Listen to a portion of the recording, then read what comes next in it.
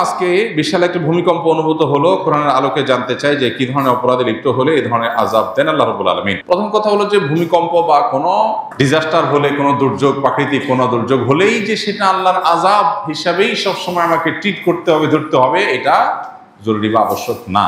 আমাদের বেশিরভাগ মানুষেরই চিন্তাধারা হলো যে কোনো অসুবিধা আসলেই সেটাকে আল্লাহর আযাব হিসেবে আমরা চূড়ান্তভাবে নিরূপণ করি। কোনটা আল্লাহর আযাব, কোনটা আল্লাহর আযাব না, এটা নবী রাসূলরা থাকলে তারা নিরূপণ করতে পারে। যে কোনো বিপদ আপদ, যে কোনো মুসিবত আল্লাহর পক্ষ থেকে পরীক্ষা হতে পারে, আবার আযাব হতেও পারে। এখন কোনটা আযাব, কোনটা আল্লাহর পক্ষ থেকে পরীক্ষা, কোনটা আল্লাহ কি জন্য করেছেন সেটা তো আমি জানি না।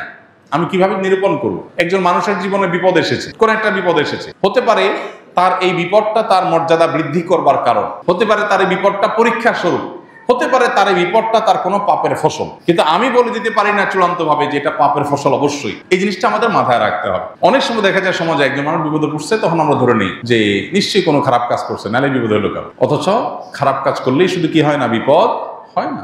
এই জন্য এটা একটা মৌলিক বিষয় আমাদের মাথায় রাখতে হবে। দ্বিতীয় কথা হলো, ভূমিকম্প পৃথিবীর সেই প্রাচীন কাল থেকে, শুরু থেকেই নানা সময় হয়েছে। কোরআন কারিমে একটা সূরা আছে, সূরা জিলজাল, নাম হলো ভূমিকম্প। সূরার নামই হলো ভূমিকম্প। সৃষ্টি জগৎ যে ধ্বংস হয়ে যাবে মহাপ্রলয়ের মাধ্যমে, যেটাকে কোরআনে বিভিন্ন জায়গায় আস-সাআহ বলা হয়েছে, সেই মহাপ্রলয় বা বিশেষ মুহূর্ত, যেটা সৃষ্টি জগতের ধ্বংসের মুহূর্ত, সেই মুহূর্ত শুরু হবে যে সমস্ত বিষয় দিয়ে, এর মধ্যে একটা হলো ভূমিকম্প। কিয়ামতের বড় যে 10টি আলামত আছে, এর মধ্যে একটা আইটেম হলো ভূমিধস।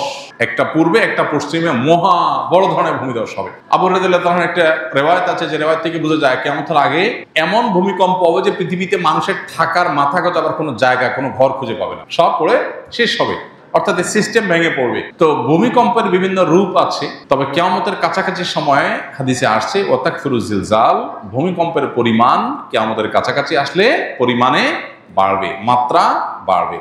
এর বৈজ্ঞানিক বিভিন্ন ব্যাখ্যা আছে, কেন হয়, কি জন্য হয়। এই ব্যাখ্যারও গোড়ার ব্যাখ্যা বা এই ব্যাখ্যারও পেছনের কথা হলো যে আল্লাহ রাব্বুল আলামিনের ফায়সালা এটি হবে। যেমন এই যে অনেক বেশি ভূমিকম্পের পরিমাণ বেড়ে যাবে, এটা রাসূল সাল্লাল্লাহু আলাইহি ওয়াসাল্লাম বলেছেন ১৫০০ বছর আগে। তখন তো পৃথিবীতে এত ভূমিকম্প ছিল না। এখন আস্তে আস্তে দিন দিন যে বাড়ছে, ওনার কথা তো খাটছে। এখন হয়তো অনেক বৈজ্ঞানিক গবেষণা, বৈজ্ঞানিক অনেক সূত্র আমরা আবিষ্কার করতেছি। প্লেটের পরিবর্তনের কারণে, এটা সেটার কারণে আমরা বলতে পারছি যে ভূমিকম্প হচ্ছে। কিন্তু নবী সাল্লাল্লাহু আলাইহি ওয়াসাল্লাম যখন বলেছেন, তার কাছে কোনো বৈজ্ঞানিক গবেষণার কোনো ফলাফল ছিল না, কিন্তু সেটা খাটছে অক্ষরে অক্ষরে। তাহলে বোঝা গেল যে বৈজ্ঞানিক ব্যাখ্যা, গবেষণা থাকতে পারে, সেগুলো সত্য হোক, কোনো অসুবিধা নেই, সত্য হতে পারে, সত্য। এরপরও এর চেয়ে মহাসত্য হলো এটা আল্লাহর ফয়সালা, এটা আল্লাহর ফয়সালা, এবং সেজন্য হচ্ছে। বৈজ্ঞানিক যুগ বিয়োগ ব্যর্থ হয়ে যেতে পারে, ভুল প্রমাণ হয়ে যেতে পারে, আল্লাহর ফয়সালা ভুল হওয়ার কোনো সুযোগ নাই। এই জন্যই তো দেখা যায়, এই যে কোভিড-19 সময় আমরা দেখেছি অনেকে পরিপূর্ণ নিরাপদ জায়গায় ছিলেন, আবার কোভিডে আক্রান্ত হয়ে গেছে। আরেকজন সারাক্ষণ কোভিডের রোগীর কাছে ছিলেন, তার কিছুই হয় নাই। তাহলে বৈজ্ঞানিক যুক্তিতে একজন লোক সেফ ছিল, সে তো ভালো থাকার কথা, কিন্তু ভালো থাকে না, তাই না?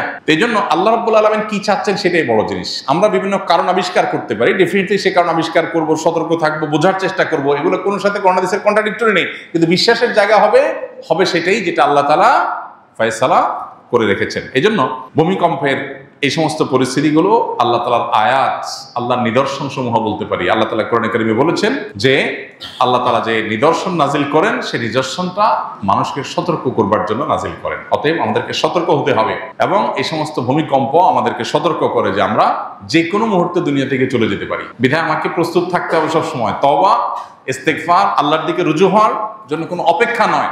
এখনই এই মুহূর্তে আমার তওবা করে ফেলতে হবে, হতে পারে এর পরের মুহূর্তে আমি আর সুযোগ পাবো না।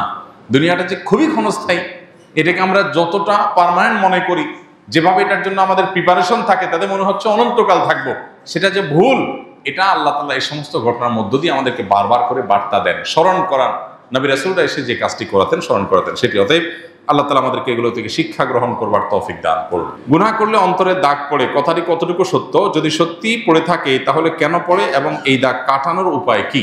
উত্তর হলো, গুনাহ করার ফলে অন্তরে দাগ পড়ে, এ মর্মে সম্পূর্ণ পরিষ্কার একটি বিশুদ্ধ হাদিস আছে। নবী সাল্লাল্লাহু আলাইহি ওয়াসাল্লাম বলেছেন, বান্দা যখন কোনো গুনাহ করে তার অন্তরে নোক্তাতুন সাউদা বা কালো একটি দাগ পড়ে। গুনাহ যদি বড় হয় দাগ হয়তো বড় হয়, গুনাহ ছোট হলে দাগটা ছোট হয়। তো এইভাবে অন্তরে যখন দাগ পড়ে, মানুষের অন্তরটা হলো আয়নার মতো, অন্তর দিয়ে মানুষ অনুধাবন করে, ভালো মন্দ পরখ করে, বুঝে। তো গুনাহের ফলে একটা দাগ পড়ে, আরেকটা গুনাহ পরে আরেকটা দাগ পড়ে, এইভাবে গুনাহ করতে করতে অন্তরের উপর আস্তে আস্তে দাগ পড়ে, সেটা মলিন হয়ে যায়, অন্ধকার হয়ে যায়। আর এর ফলে কি হয়, এই অন্তরে আর ভালো কিছু নিরূপণ করার শক্তি থাকে না। এই জন্য দেখবেন যারা পাপাচার করতে করতে করতে সব রকমের পাপ করে, নামাজ পড়ে না, গুনাহ করে, গান বাদ্য মাদক হারাম সবকিছুতে ডুবে থাকে, এই মানুষগুলো দেখবেন খুব সহজে সঠিক পথে ব্যাক করে না, এবং তারা ভালো মন্দ বুঝতে পারে না। কারণ ওই যে একটা স্বচ্ছ আয়না, আমরা যখন চেহারা দেখি, চেহারার ভালো মন্দ দিকগুলো আয়না দেখা যায়, তখন আমরা ঠিক করি, ওইটা সংশোধন করি। কিন্তু যদি